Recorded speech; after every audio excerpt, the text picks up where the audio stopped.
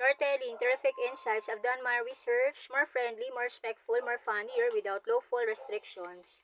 Policy safe. Arrogant versus humble. Reason why humble usually wins. Today we're talking about one of the oldest battle in human history. Nope, not cats versus cucumber, not pineapple on pizza. It's arrogant versus humble.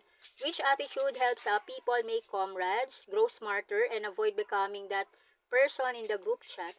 One, humble people listen more. Arrogant people sometimes act like they already know everything.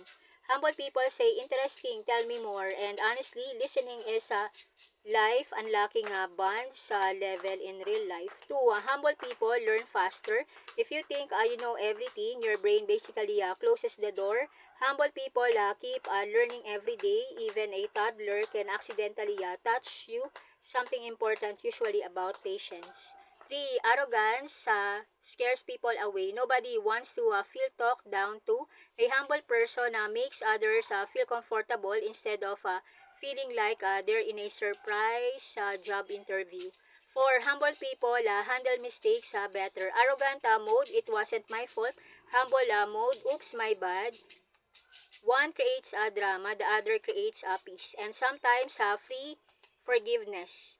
Five, humility builds a stronger friendship. People trust kind and respectful energy. Meanwhile, arrogance can turn a simple conversation into the world championship of ego. Six, humble leaders inspire people.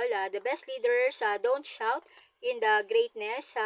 Every 5 minutes, they help others shine too. Seven, arrogant can block teamwork. A team works better when everyone feels heard. One super arrogant person can make group project feel longer than a 3 hour loading screen.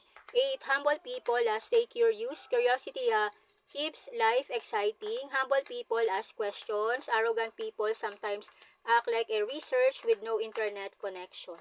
9. Humility helps during success. Winning is great, but staying respectful after success, that's legendary behavior. 10. Humble people recover from failure faster. Failure happens to everyone. Humble people adapt and move forward. Arrogant people sometimes spend more time protecting pride than fixing the problem. 11. People enjoy humble humor. Humble person can laugh at themselves. That confidence without the giant ego package. 12. Humility creates a peaceful conversation.